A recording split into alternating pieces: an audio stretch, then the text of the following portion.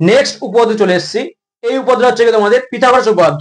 এইবার কিন্তু পরীক্ষায় তোমাদের এই উপপাদ্য কিন্তু আসার চান্স সব থেকে বেশি। 2025 সালে যারা যারা এক্সাম দিতে চলেছো তাদের জন্য কিন্তু বলে রাখি যে এই উপপাদ্য কিন্তু খুব ভালো করে যাবে। এবার এই উপপাদ্য না দু রকম ভাবে আসে। ফার্স্ট তোমাদের বলতে পারে যে পিথাগোরাসের উপপাদ্যটি বিবৃত করো এবং প্রমাণ করো, বা তোমাদের ডাইরেক্ট প্রশ্নটা বলে দিতে পারে। তো যাইভাবেই দিক তোমরা কিন্তু এই উপপাদ্যটা করে আসবে, ঠিক আছে? খুব কিন্তু ইম্পর্টেন্ট একটা উপপাদ্য। তো করা যাক উপপাদ্যটা। এবার দেখো, যদি তোমাদের বলে দেয় যে পুরো মানে পিথাগোরাস উপপাদ্য তোমাদের যদি বিবৃত করে দেয় তাহলে তো সাধারণ নির্বাচন দিয়ে করবে। আর যদি না বলে দেয় তাহলে ফার্স্ট পিথাগোরাসের উপপাদ্যটা কিন্তু লিখে নেবে, ঠিক আছে? এর জন্য কিন্তু তোমার কিন্তু পিথাগোরাসের যে উপপাদ্য আছে না মুখস্থ করে নেবে। ফার্স্ট আমরা লিখে নিই পিথাগোরাসের উপপাদ্য।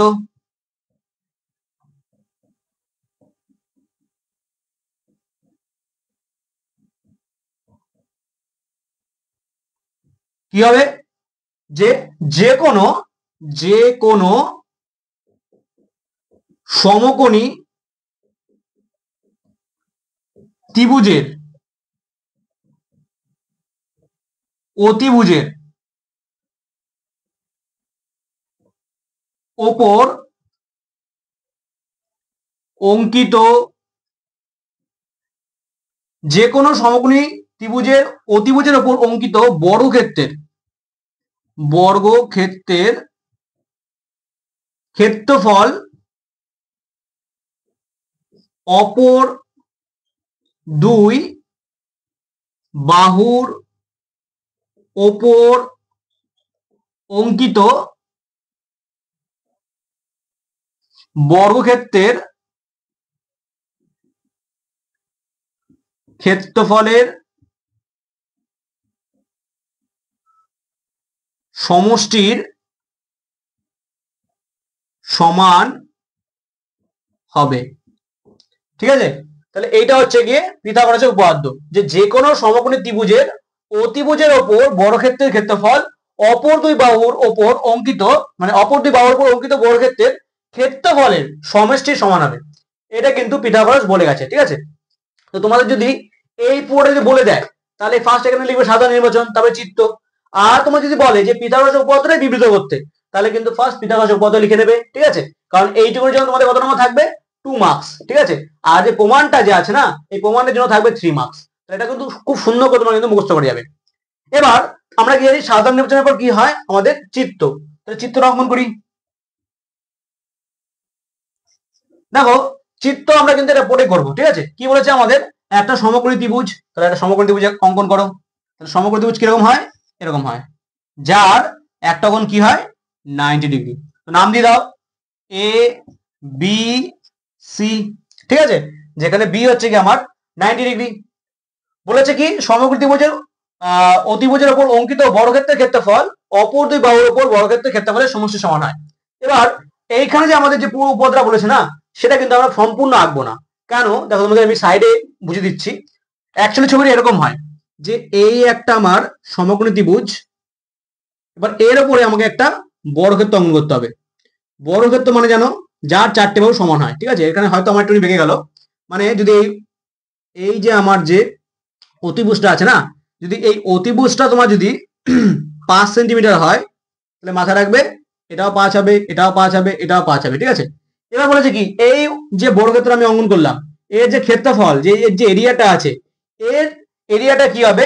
এই যে অপর যে দুটো বাহু আছে, এই বাহুর উপরে যদি একটা বর্গক্ষেত্র অঙ্কন করি, এই বাহুর উপরে যেটা বর্গক্ষেত্র অঙ্কন করি, তাহলে এর ক্ষেত্রফল আর এর ক্ষেত্রফল এই দুটোকে যদি যোগ করি তাহলে কি হবে? এইটা এই ক্ষেত্রফলটা আমি পাবো। মানে যদি আমি এর ক্ষেত্রফল ধরুন আমি 100 পেলাম, ঠিক আছে? তাহলে আমি এর ক্ষেত্রফল যদি 60 পাই, এর ক্ষেত্রফল যদি 40 পাই, ঠিক আছে? তাহলে এই দুটো যোগ করলে আমি কি পাচ্ছি? এটা পাচ্ছি। তাহলে এইটা কিন্তু আমাদের কি বলেছে? পিথাগোরাস বলে গেছে। তাহলে আমরা ছবিটা কিন্তু এভাবে আঁকবো না, জাস্ট আমরা ধরে হচ্ছে গিয়ে এই একটা জাস্ট সমকোণী ত্রিভুজের ছবি এঁকে নেবো, ঠিক আছে?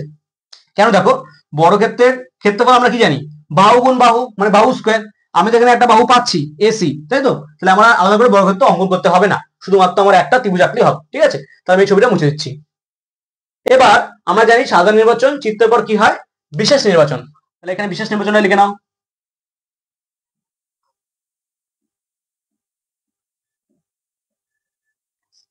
তো বিশেষ নির্বাচনের মধ্যে কি লিখতে হয়? যেটা আমরা হচ্ছে ছবি এঁকেছি সেটাই কিন্তু আমরা লিখবো। তাহলে আমাদের কি বলেছে, যে কোনো একটি সমকোণী ত্রিভুজ, তাহলে সমকোণী ত্রিভুজটার নাম কি, এবিসি। তাহলে লিখি এ বি সি হলো সমকোণী ত্রিভুজ।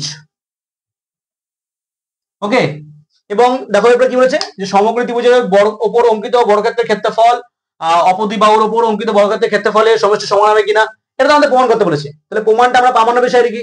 তাহলে আমি জাস্ট লিখে নিলাম যে এবিসি হলো একটি সমকোণী ত্রিভুজ।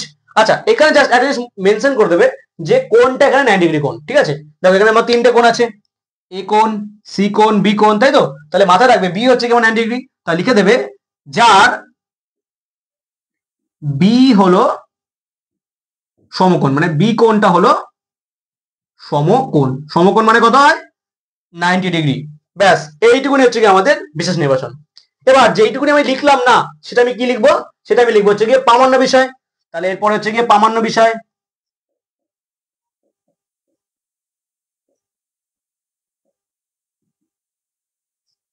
এবার প্রামাণ্য বিষয় কি হয় আমাদের, প্রামাণ্য বিষয় আমাদের লিখতে হয় হচ্ছে গিয়ে প্রমাণ করতে হবে যে, প্রমাণ করতে হবে যে, কি প্রমাণ করতে হবে, যে এর উপর একটা বর্গক্ষেত্র অঙ্কন করলে তার ক্ষেত্রফল, আর বর্গক্ষেত্রের ক্ষেত্রফল আমরা শুধু কি জানি, বাহু গুণ বাহু। তাহলে এর বাহু কত, এসি। তাহলে এসি স্কোয়ার, তাহলে কি হবে, এসি স্কোয়ার হচ্ছে গিয়ে আমার, দেখো যদি আমি ত্রিভুজটা এভাবে অঙ্কন করতাম আর তারপর যদি বর্গক্ষেত্র অঙ্কন করতাম, তাহলে এর যে আমার যে বর্গক্ষেত্রের ক্ষেত্রফল কি হতো, এই বাহু স্কোয়ার। তাহলে বাহু স্কোয়ার মানে কত, এসি স্কোয়ার। এইটা সমান হতো, কার সমান হতো, এই বাহুটার উপর অঙ্কিত বর্গক্ষেত্রের ক্ষেত্রফল, মানে এবি স্কোয়ার।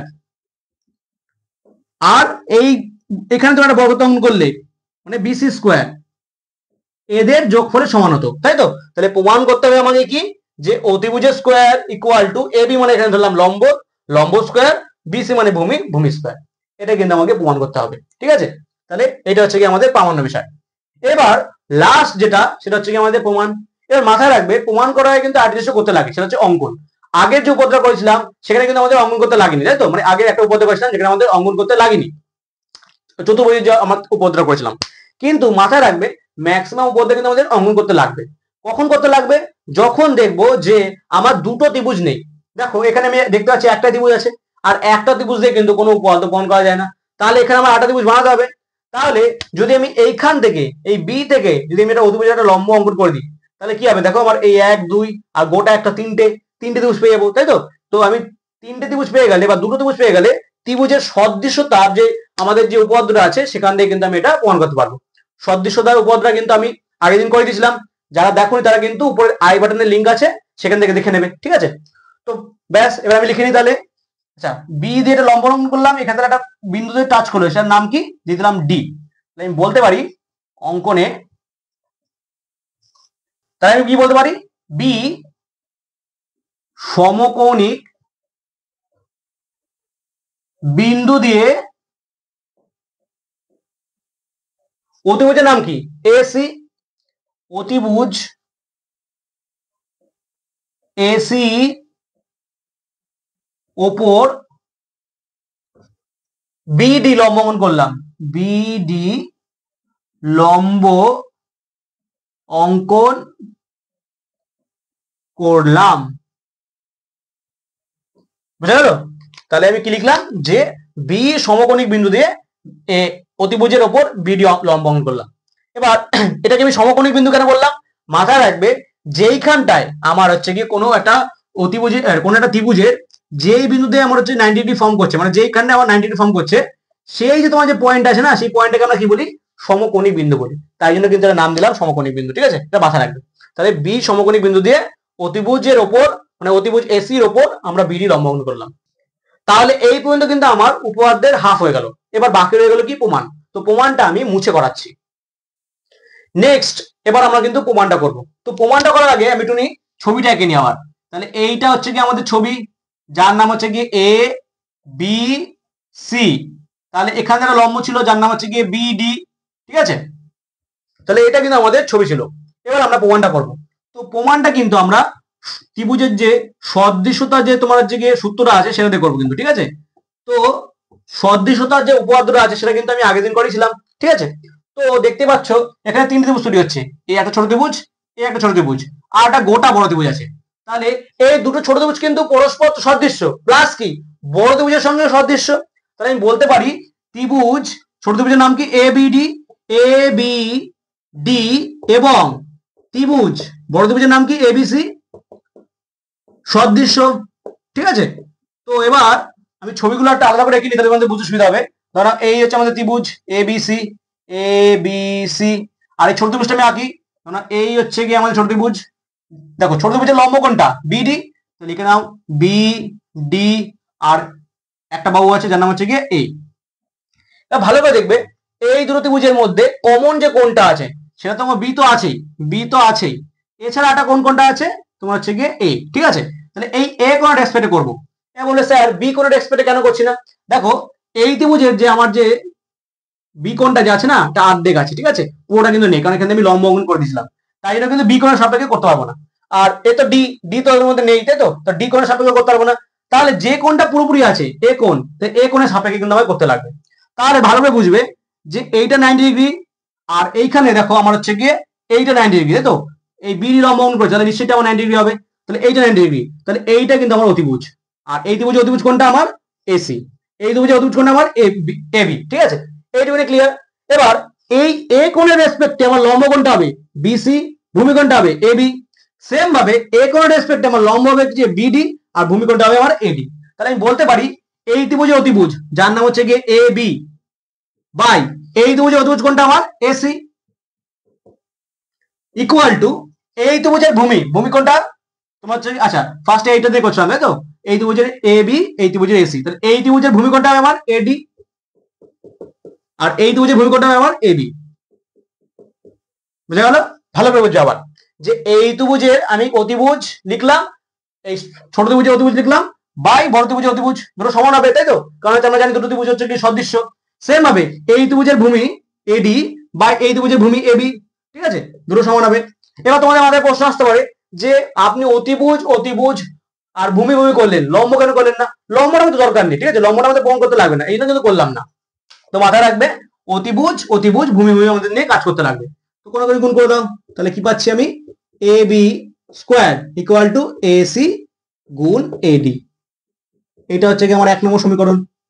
আরেকটা দেখো এই ত্রিভুজটা যার নাম হচ্ছে গিয়ে বি ডি সি এবং বড় ত্রিভুজটার নাম কি এ বি সি, এই দুটো সদৃশ্য হবে। তো সদৃশ্য হলে কি হবে? এদের কোণগুলো সমান হবে প্লাস বাহুগুলো সমান হবে।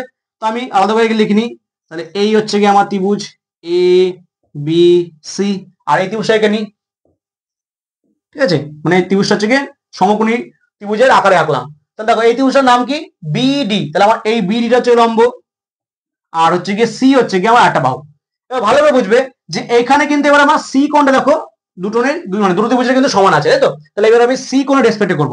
আমার বিসি কি আমার বিসিটা হচ্ছে এখানে আমার হচ্ছে অতিভুজ, আর এখানে তো এসি হচ্ছে অতিভুজ, বুঝে যাচ্ছে। এবার সি কোণের রেসপেক্টে করলে বিডিটা আমার লম্ব আর ভূমিকোণটা আমার সিডি। সেম ভাবে যদি আমি সি কোণের রেসপেক্টে করি তাহলে আমার এবি লম্ব হবে আর বিসি হচ্ছে কি আমার ভূমি হবে, তাই তো। তাহলে আবার তাহলে আমি বলতে পারি এই ত্রিভুজের অতিভুজ কোণটা হবে বিসি বাই এই ত্রিভুজের অতিভুজ কোণটা এসি ইকুয়াল টু এই ত্রিভুজের ভূমি কোণটা সিডি বাই এই ত্রিভুজের আমার হচ্ছে গিয়ে কোণটা হবে সিবি, তাই তো। ভালোভাবে বুঝবে এই ত্রিভুজের অতিভুজ যার নাম হচ্ছে গিয়ে বিসি লিখলাম, এই ত্রিভুজের অতিভুজ এসি লিখলাম, এই ত্রিভুজের আমার ভূমি কোনটা সিডি লিখলাম, এই ত্রিভুজের ভূমি আমার কোনটা সিবি লিখলাম, মানে সিবি মানে বিসি, ঠিক আছে, বিসি লিখে দিলে বুঝতে সুবিধা হবে। বলে স্যার এখানে বিসি ছিল এখানে সিবি ছিল, একই ব্যাপার, ঠিক আছে, সিবিও লিখতে পারো বিসিও লিখতে পারো। কোনো গুণ করে দাও, তাহলে কি পাচ্ছি আমি? বিসি তার whole square equal to AC into CD. এটা হচ্ছে আমার 2 নম্বর সমীকরণ। এবার এই 1 নম্বর সমীকরণ আর 2 নম্বর সমীকরণ যোগ করলে কিন্তু আমাদের প্রমাণটা হয়ে যাবে। লিখে নাও 1 ও 2 নং সমীকরণ যোগ করে পাই কি হবে? এবি স্কোয়ার যোগ বিসি স্কোয়ার, তাই তো, মানে হচ্ছে কি বাদিক যোগ হবে ইকুয়াল টু এসি গুণ এডি যোগ এসি গুণ সিডি, ঠিক আছে, দুটোর মধ্যে কমন কি আছে? এসি আছে কমন, তাহলে পর কি থাকবে? এডি যোগ সিডি। আর এখানে কি আছে আমার? এ বি স্কোয়ার যোগ বিসি স্কোয়ার। ওকে, এবার এডি যোগ সিডি মানে কি? এই এডি যোগ সিডি মানে কি হবে? দেখো এইটুকুনি যোগ এইটুকুনি, তাহলে কি আসবে? আমার পুরো এসি পাবো। তাহলে বলতেই পারি যে A B square plus BC square equal to AC গুণ এসি, মিনস কি হবে? AC square. আর আমাদের প্রমাণ করতে কি বলেছিল? A B square plus BC square equal to AC square, তাই তো? মানে উল্টো ছিল, AC square equal to AB square plus BC square, একই ব্যাপার, ঠিক আছে? তাহলে বলতে পারি এবি মানে আমি এখানে যদি ধরে নিই লম্ব, লম্ব স্কোয়ার, বিসি মানে যদি ধরে নিই ভূমি, ভূমি স্কোয়ার ইকুয়াল টু অতিভুজ মানে হচ্ছে এসি তার স্কোয়ার, তাই তো? লম্ব স্কোয়ার প্লাস ভূমি স্কোয়ার ইকুয়াল টু অতিভুজ স্কোয়ার, এটাই আমাদের প্রমাণ করতে বলেছিল। তো ব্যাস, এটা কিন্তু আমাদের প্রমাণিত। তো আশা করি তোমরা বুঝতে পারলে, ঠিক আছে? এবং তোমরা দেখতে পারলে যে কিভাবে মুখস্থ না করে তোমরা কিন্তু ছবিটা দেখে দেখে এবং বুঝে বুঝে কিন্তু তোমরা কিন্তু উপপাদ্যটা করতে পারবে, ঠিক আছে? তো আমি বলবো, তোমাদের সাজেস্ট করবো যে তোমরা কিন্তু সবাই চেষ্টা করবে বুঝে বুঝে করা, ঠিক আছে? কারণ যদি তোমরা মুখস্থ করে যাও, প্রবলেমটা কি হবে? এই যে কখন এবি ছিল, কখন বিসি ছিল, কখন বিডি ছিল, তোমরা কিন্তু গুলিয়ে ফেলবে, ঠিক আছে? এবং পরীক্ষার সময় কিন্তু করে তোমরা পুরো উপপাদ্য কিন্তু করে আসতে পারবে না এবং ভুল করে আসবে এবং তোমাদের কিন্তু নম্বরটা কেটে নেবে। তো চেষ্টা করবে বুঝে বুঝে করার। তোমরা বাড়িতে 2 বার 3 বার 4 বার প্র্যাকটিস করে যাও, দেখবে কিন্তু পরীক্ষার সময় করে আসতে পারবে। আশা করছি এই উপপাদ্য তোমাদের এবার পরীক্ষায় আসবে এবং তোমরা সবাই কিন্তু 5 পেয়ে আসবে। এবং আমি চেষ্টা করলাম তোমাদের বুঝিয়ে দেওয়ার, তারপরে যদি কেউ না বুঝে থাকো তাহলে কিন্তু তারা একটা কমেন্ট বক্সে কমেন্ট করে যাবে। আমি চেষ্টা করবো তোমরা যে জায়গাটা বুঝতে পারছো না সেই জায়গাটা আবার বুঝিয়ে দেওয়ার।